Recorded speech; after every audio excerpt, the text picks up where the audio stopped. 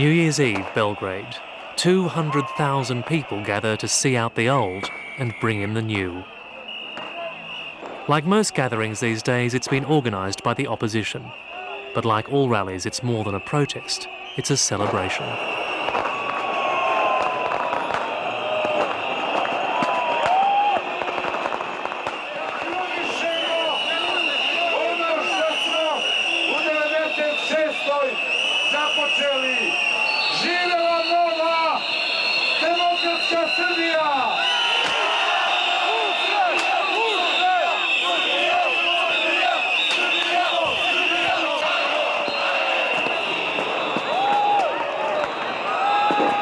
Welcome to the start of a revolution.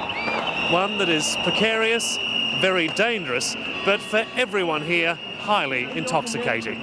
Because after 50 years of communist rule, after more than 4 years of war and horror, something very deep is waking up in a nation's soul.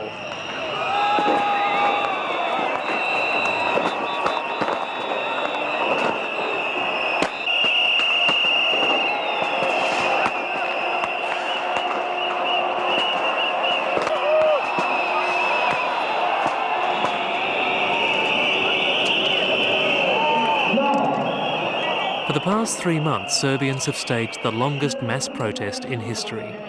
They have braved one of the coldest winters in memory and the truncheons and tear gas of police. But every day they have come back to ridicule what they once feared. It says, "Oh God, I wish we knew for a condom then." Slobodan's father. The target of their protest is President Slobodan Milosevic. For years he has crushed dissent and faced down international pressure. Now students like Miroslav and Maria are learning how to beat him. And this one, that's Cyrillic for... That's English. It's emergency, everybody get on street. Miroslav and Maria have been full-time protesters since November, when Milosevic cancelled opposition victories in elections for Serbia's 14 biggest towns and cities. Well, you could say this was the last straw, or because, you know, we had the war before everything, and people were pretty calm because of the situation, economic crisis, and everything. This was the last straw with stealing votes and everything with the elections. The last straw. The students have been backed by their professors who suspended classes in protest. The head of their faculty turned the building over to students for their headquarters. They have almost no political experience and nothing to communicate with but newsletters and the internet. This picture is wonderful. Yet they have managed to mobilise daily street marches of as many as 50,000 students. Yeah, a lot of the society united around this protest. You know, a lot of people, a lot of students united, you know. We become very, how to say, connected generation, you know. Now we are in contact with a lot of people, with a lot of students from the other faculties, so we'll become connected, more united. I think that's the best part of this protest. The annulment of the elections also galvanised a once deeply divided opposition. The leaders of the 3 main opposition parties, Vuk Draskovic, Zoran Djindjic and Vesna Pešić, have jointly led rallies demanding the votes be respected. Zbog toga što smo pobedili I zato što ne damo pobedu.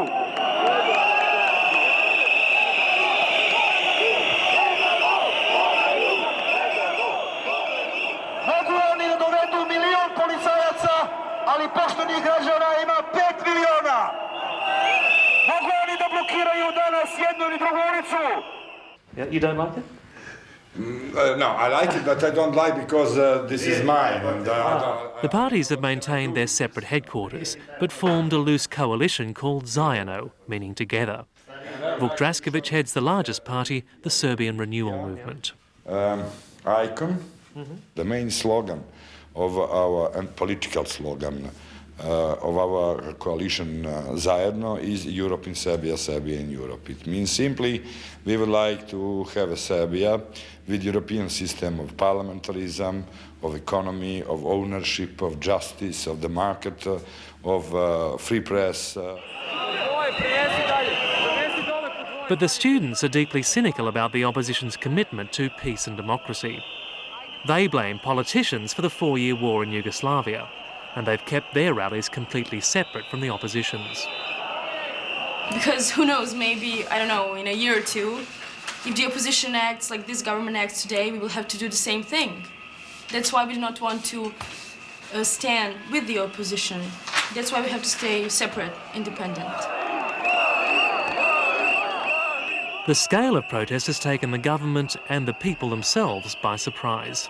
It's not just political activists and students. In Belgrade, it's the whole community. When Miroslav finishes organising for the students, he meets his mother for the nightly march. What do you like about them? Šta se sviđa na protestu? Što je veselje i što je mirno, što nema nasilja. She likes the part that it's very cheerful and there's no violence, everything is peaceful. The students are walking peacefully. Mirno, kulturno, nema nasilja. No, without any violence, peacefully just walking, having fun, Jedino nasilje je... The only violence is whistling. Buka. You don't mind the rain and the snow? Ne smeta. No, she doesn't mind the rain. The combination of pro-democracy and anti-government groups is giving Serbia the revolution it tried but failed to have 6 years earlier. In 1991, as protests swept the last communist governments from Europe, demonstrators took over Belgrade streets. President Milosevic crushed them with a stunning brutality. The army cleared the streets with tanks. Police used water cannon to disperse those brave enough to remain.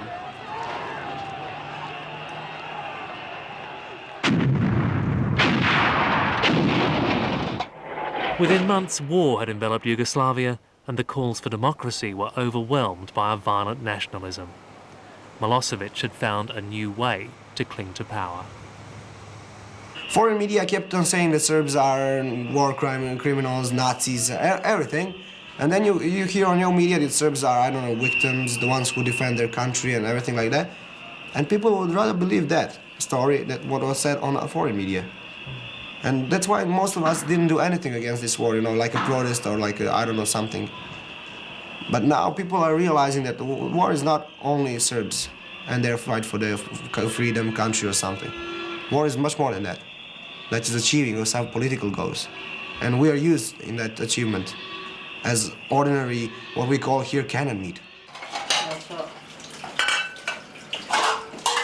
Miroslav's family were once the sort of people President Milosevic could look to for support.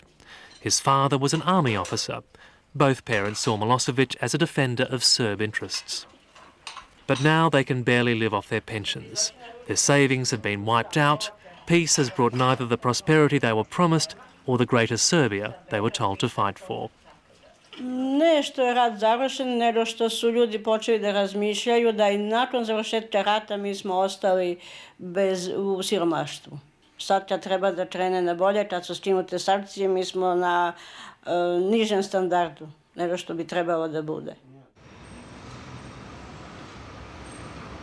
Peace has also robbed Milosevic of the excuse to blame sanctions and outsiders for Serbia's economic woes.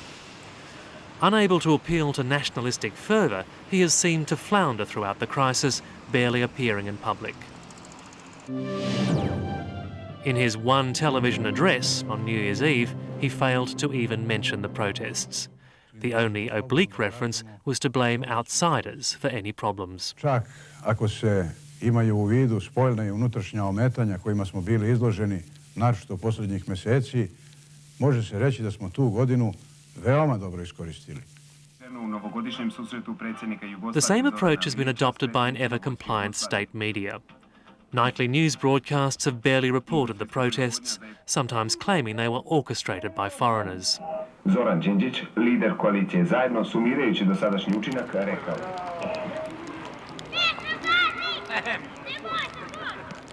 Milosevic's control of the media has been crucial to maintaining his grip on power, particularly in the towns and villages outside Belgrade.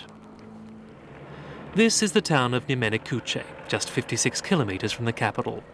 Most people here are farmers or state workers, and they are solidly behind Milosevic.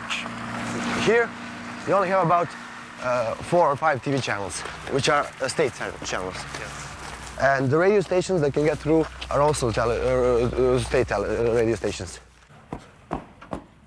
This is where the rest of Miroslav's family lives. This is my aunt's place. His Aunt Lipana and Uncle Miodrag turned out to share the same view of the protesters as state TV. They were just interfering troublemakers. Da stvara probleme građanima. Neću da pričam o vlasti, ali građanima. Neko zalaže za demokratiju. Onda se mora zalagati za nju demokratskim putem. Svaki drugi put nije demokratski. Ako je koalicija 20 i nešto dana do tog vremena organizovala mitinge, a to se zna da ih niko nije ometao mnogo, ni policija, ni narod i tako dalje, onda je trebalo pokažu svoju demokratsku, svoju nastrojenost. Very sad, but it's also fortunate because... The small towns have remained a bedrock of support for Milosevic, but not enough to counter his obvious weakness in the cities.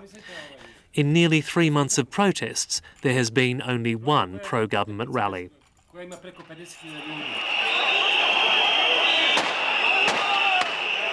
On December 24th, the government brought supporters from the countryside to Belgrade in fleets of buses.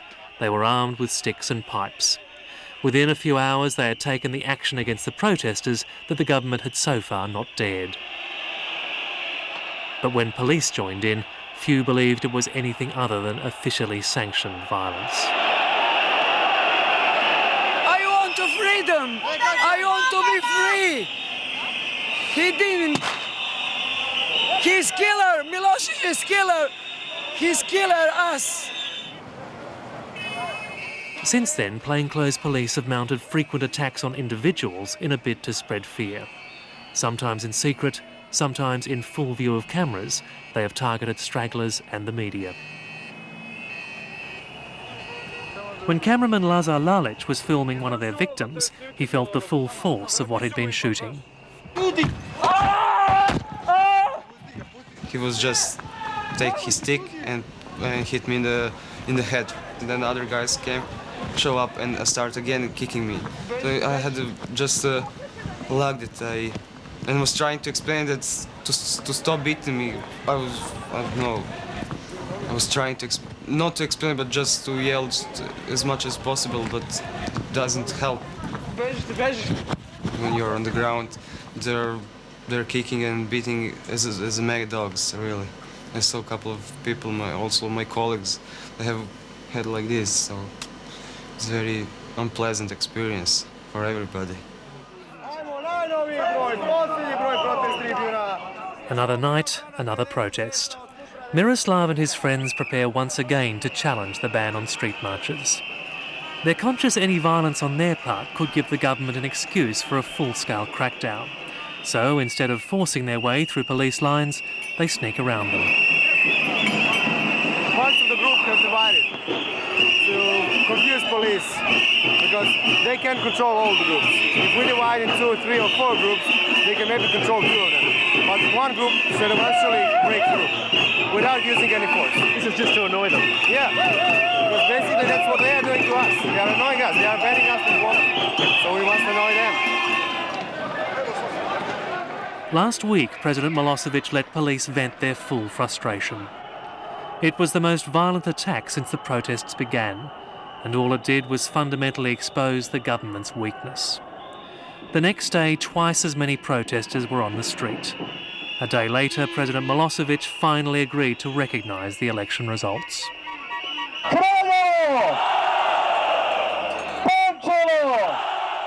While the opposition are suspicious of Milosevic's motives, they believe his days are ending. I'm quite sure Milosevic can survive, politically of course, survive this year. We will continue. The people is full of energy. People felt the beauty of fighting for future.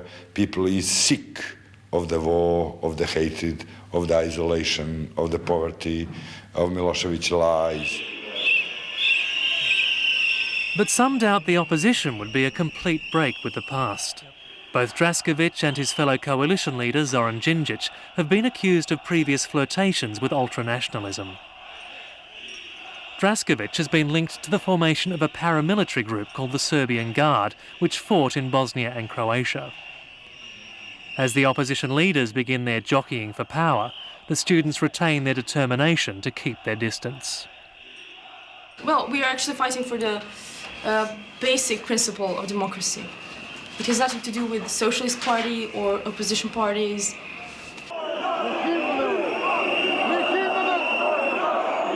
The People Power movement is not a complete break from the strident nationalism that contributed to the war and its atrocities.